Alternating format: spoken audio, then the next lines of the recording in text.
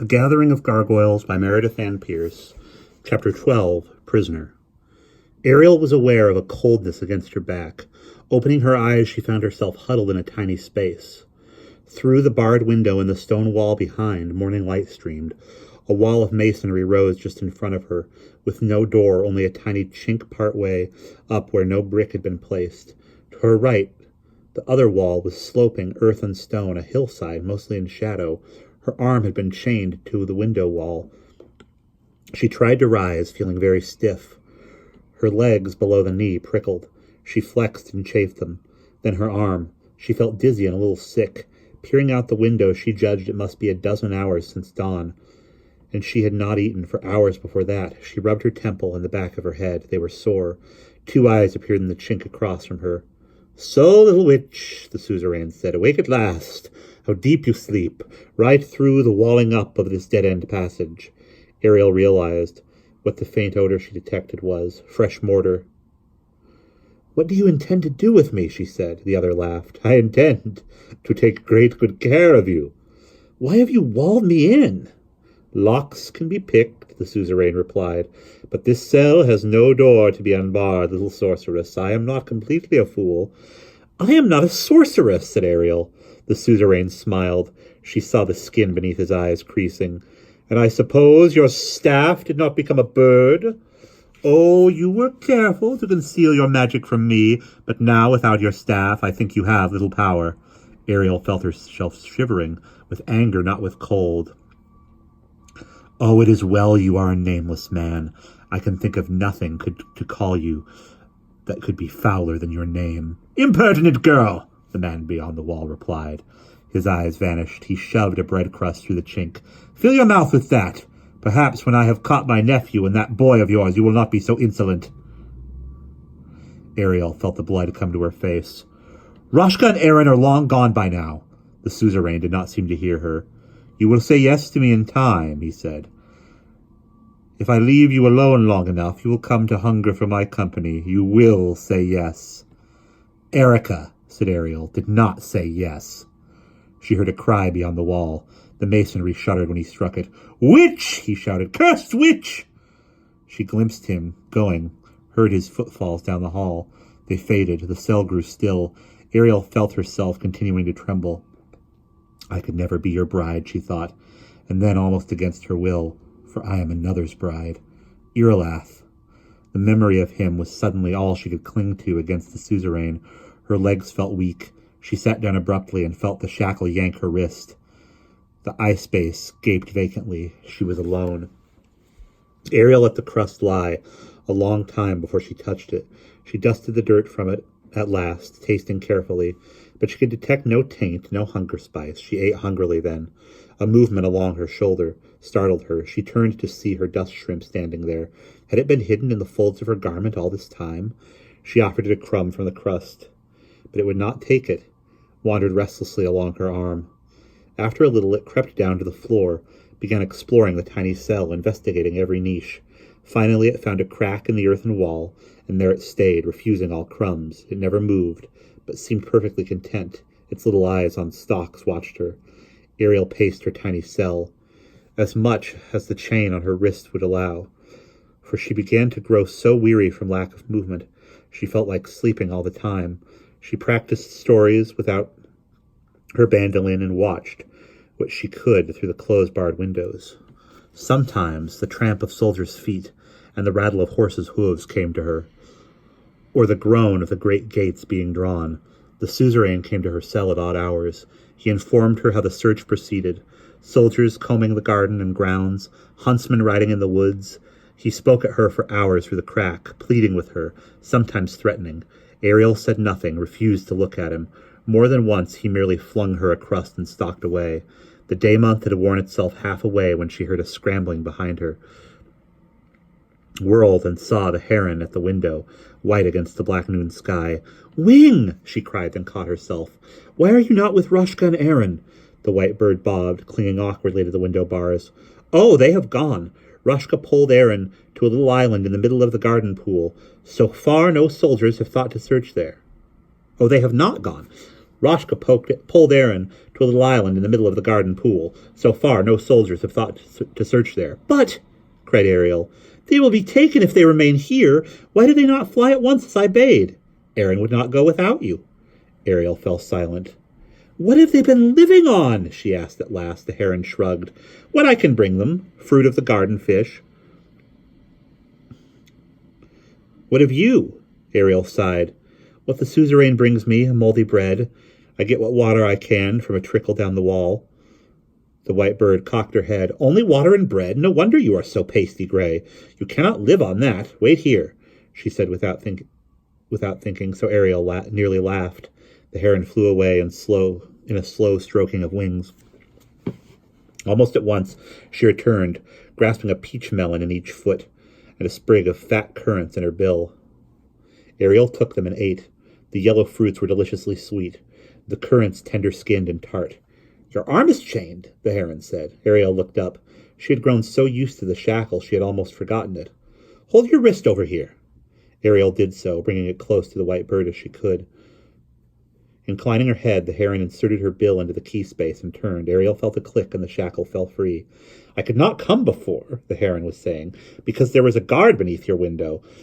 But he and a serving boy stole off into the garden a little while ago.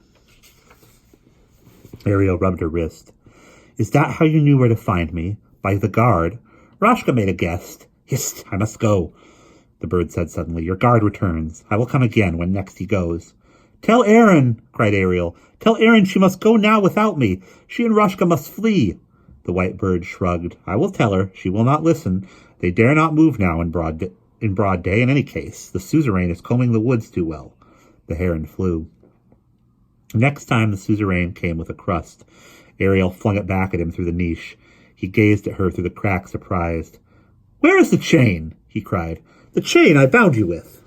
I grew weary of wearing it. Someone has given you the key, he cried. Ariel watched him. He vanished from the niche.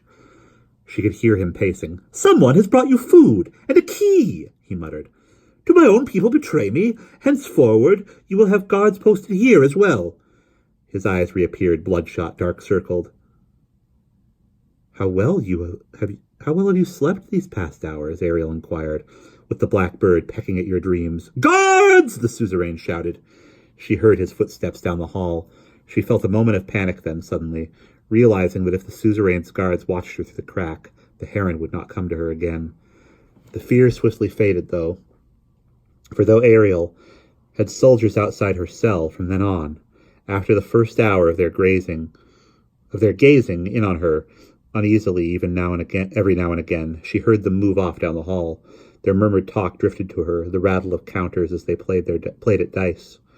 The suzerain returned no more. Her food was brought her by the guards. Whenever the heron came bringing fruit, she and Ariel kept their voices low. Ariel ate the fruit and felt her strength beginning to return. The day-month rolled on. Ariel exchanged messages with Aaron and the prince by means of the white bird. Roshka sent word that he had found a hollow upon the isle, all overgrown with bower brush. Investigating, he had discovered a tunnel running deep beneath the pool. He and Aaron had begun to explore it, wanting to find where it led. Shadows grew longer. Sol Star hung 6 hours from setting. The white bird came to Ariel. Then, saying Roshka and Aaron had gone down into the hollow again, but had not yet emerged, Ariel felt a twinge of fear. They had never been gone so long before. The twinge became a tremor when the heron came again, perhaps 12 hours later, and said Aaron and the prince were still below. Ariel felt a gathering despair. When, just before sunset, the white bird appeared a third time with no word, she began to give them up for lost. Not long after the suzerain came, he heard them roaring at his soldiers. She heard him roaring at his soldiers for playing dice in the cross hall instead of keeping watch outside her cell. His eyes appeared in the niche. I have come, little witch, to bid you farewell. Ariel looked up, left off gnawing the last crust the guards had brought her. Her stomach clenched. The suzerain smiled. I have decided you are more pain to me than you are worth. The white lady has told me she will give me back my name when I capture your gargoyles. Ariel felt a cold sweat cover her. She is a liar. She will never give you back your name. You are a witch, the suzerain cried. I'll have no witches for my wife. I saw your bird shape at the window last it came to you. I watched. Well, he said fiercely, it will find you no more. Ariel wheeled. Outside her window, one of the villa guards sat suspended from a rope. He reached into a sack that hung from his belt and drew out a brick. Ariel stared as he slapped a trowel of mortar into place, fitted the brick, and reached for another. You will kill me, she gasped. Brick up that vent and I will have no air. I do not care, the suzerain said. I have no more need of you. Then let me go, she cried. The suzerain laughed. I cannot. The mistress will not allow it. Kill me yourself, then, coward, Ariel shouted. Ah, little witch, the suzerain replied. You would like that, wouldn't you, to have me tear down this wall and come at you, but I have tasted enough of your magical strength. I'll not grapple with you again. Outside, the guard laid the last brick in the window. All the light in the room was suddenly gone, save the crack of brightness around the suzerain's eyes. She saw him hold something in the niche, begin to shove. The light was no more than a knife's blade now. Ariel cried out, rushed at him. She heard his laughter beyond the niche. Farewell, little witch, the suzerain said, and fitted the wedge into place. Ariel stood in darkness. The cry died in her throat. The wall was sealed. She felt along it frantically and found the wedge closing the chink. She pushed at it, tried to lever it, but it was stuck fast. She groped her way to where the window had been. Already the air was growing stale. She felt the bars, the new bricks beyond. The mortar between the blocks was soft. She scratched at it with her fingernails and shoved at the bricks between the bars, but they must have been braced from without, for they would not give. Panting, gasping for breath, Ariel sank down against the wall. She could not stand. Her limbs trembled. How much time had passed? Her head was whirling. Her chest felt tight. She pressed her cheek against the cool stone wall, staring into the airless dark. A very long time later, she saw a light. It was small, very far away. Though strangely, it shone plainly in front of the wall of the tiny cell, illuminating it, pale yellow like a flame. It was moving nearer, slowly growing. Then at last it stood before her, tall and flickering, and Ariel realized it had a human shape. Eowyn, she gasped. Eowyn, the other smiled. You have not forgotten me in all these day months? Eowyn, cried Ariel. I can't get out. I cannot stay, the maiden said. I only came to waken you. Waken me? Ariel shook her head. I have not slept. You have, the other said, for hours now. The last crust the guard brought you was drugged. Ariel gasped for breath. He has shut me in. List, said Eowyn. You are not trapped. The suzerain does not mean to let you die. He only means to frighten you. The air is bad, choked Ariel. The maiden shook her head. It is not. That is fear making your chest so tight. The drug has worn off. Breathe deep. Ariel drew breath slowly, deeply, and strangely felt no tight band about her ribs, nor more trembling in her limbs. She could breathe, and the air in the cell was cooler now, more damp. The mortar, said Ariel. It has cracked and is letting in the air. The other shook her head again. The window is sealed, as is the chink.